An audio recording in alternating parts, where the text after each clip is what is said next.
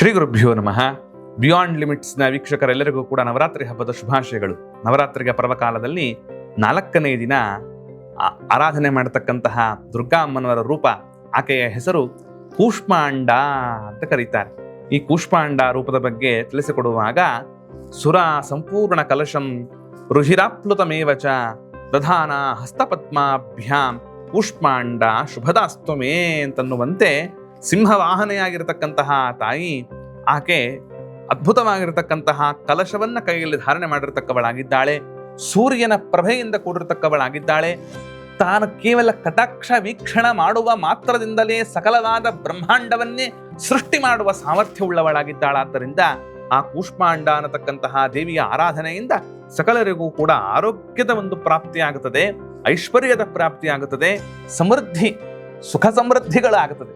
ಮನೆಯಲ್ಲಿ ಧನಧಾನ್ಯಗಳು ಅದೇನಾದರೂ ಇಲ್ಲದೆ ಹೋದಾಗ ಧನಧಾನ್ಯಗಳ ಒಂದು ಕ್ಷೀಣವಾಗ್ತಾ ಇದೆ.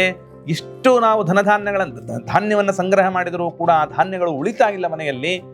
ಧಾನ್ಯ ಸಮೃದ್ಧಿಯಾಗಬೇಕು ಮನೆಯಲ್ಲಿ ಅಂತಾದರೆ ಆ ಧಾನ್ಯ ಸಮೃದ್ಧಿಗೋಸ್ಕರ ಆರಾಧನೆ ಮಾಡತಕ್ಕಂತಹ ಅಮ್ಮನವರ ರೂಪ ಅದು ಪುಷ್ಪಾಂಡಾಂತನ್ನುವ ರೂಪ ಅಂತನ್ನುವುದನ್ನ ತಿಳಿಸಿಕೊಡ್ತಾ ಇದ್ದಾರೆ. ಆದ್ದರಿಂದ ಕಲಶವನ್ನ ಕೈಯಲ್ಲಿ ಹಿಡಿದವಳು, ಆದ್ದರಿಂದ ಈಕೆಯನ್ನ ಆರಾಧನೆ ಅದಕ್ಕೆ ಹೇಳಿದರು. ಕೇವಲ ಸುಮ್ಮನೆ ಹಿಂಗ ಆ ಕಣ್ಣೋಟದಿಂದ ಕಣ್ಣೋಟದ ಒಂದು ಕಡೆಯ ನೋಟ, ಕಣ್ಣಿನ ಕಡೆಯ ನೋಟವನ್ನ ವೀಕ್ಷಣೆ ನೋಡುವ ಮಾತ್ರದಿಂದಲೇನೆ ಸಕಲವಾದ ಜಗತ್ತನ್ನು ಸೃಷ್ಟಿ ಮಾಡುವ ಸಾಮರ್ಥ್ಯ ಆ ಜಗನ್ಮಾತೆಗೆ ಇರತಕ್ಕಂಥದ್ದಾಗಿದೆ. ಬ್ರಹ್ಮ ರುದ್ರಾದಿ ದೇವತೆಗಳು ಅಮ್ಮನವರ ಆರಾಧನೆಯನ್ನು ಮಾಡತಕ್ಕಂತಹವರಾಗಿದ್ದಾರೆ. ಯಾವ ಬ್ರಹ್ಮ ರುದ್ರಾದಿ ದೇವತೆಗಳು ಕೂಡ ಯಾರಿಂದ ಇವತ್ತು ಜ್ಞಾನವನ್ನು ಸಂಪಾದನೆ ಮಾಡತಕ್ಕಂತಹವರಾಗಿದ್ದಾರೋ, ಯಾರಿಂದ ಸಕಲೈಶ್ವರ್ಯವನ್ನು ಪಡೆದಿರತಕ್ಕಂತಹವರಾಗಿದ್ದಾರೋ ಅಂತಹ ಜಗನ್ಮಾತೆ ಆ ದುರ್ಗಾರೂಪ. ಆ ದುರ್ಗಾರೂಪವನ್ನೇ ಇವತ್ತು 4ನೇ ದಿನ ಕೂಷ್ಮಾಂಡಾಂ ತನ್ನುವ ಹೆಸರಿನಿಂದ ಆರಾಧನೆ ಮಾಡತಕ್ಕಂಥವರಾಗುತ್ತಾರೆ. ವಿಶೇಷವಾಗಿ ಇವತ್ತಿನ ದಿನ ಕುಮಾರಿಯರನ್ನ ಕರೆದು, ಕುಮಾರಿ ಮುತ್ತೈದೆಯರನ್ನ ಕರೆದು ಆರಾಧನೆ ಮಾಡುವ ಕ್ರಮದಲ್ಲಿ 4ನೇ ದಿನ ಏನು ಮಾಡಬೇಕು ಅಂತಂದ್ರೆ, ಕಾಡಿಗೆ ಮತ್ತು ತಿಲಕ ಹಚ್ಚಿಕೊಳ್ಳುವ ತಿಲಕ ಅದನ್ನು ದಾನ ಮಾಡತಕ್ಕವರಾಗಬೇಕು.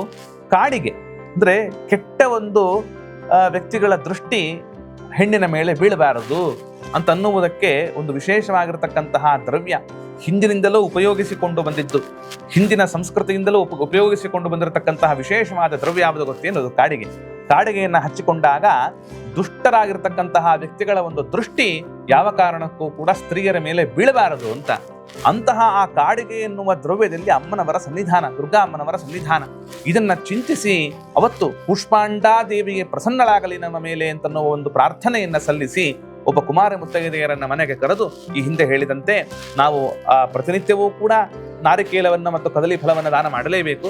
ಅದರ ಜೊತೆಗೆ ಕಾಡಿಗೆ ಮತ್ತು ತಿಲಕವನ್ನ ಕುಮಾರಿ ಮುತ್ತೈದೆಯರಿಗೆ ಕೊಡ್ತಕ್ಕಂಥವರಾಗಬೇಕು ಅಂತ ಹೇಳ್ತಾ ಆ ಕೂಷ್ಮಾಂಡಾ ದೇವಿಯ ಅನುಗ್ರಹವನ್ನ ಎಲ್ಲರೂ ಕೂಡ ಪ್ರಾರ್ಥನೆ ಮಾಡತಕ್ಕಂತಹವರಾಗೋಣ. ಕೂಷ್ಮಾಂಡಾ ದೇವಿಯ ಒಂದು ಅನುಗ್ರಹವನ್ನು ಸಂಪಾದಿಸತಕ್ಕಂತಹವರಾಗೋಣ. ಆ ತಾಯಿಗೆ ಸಾಷ್ಟಾಂಗ ನಮಸ್ಕಾರಗಳು.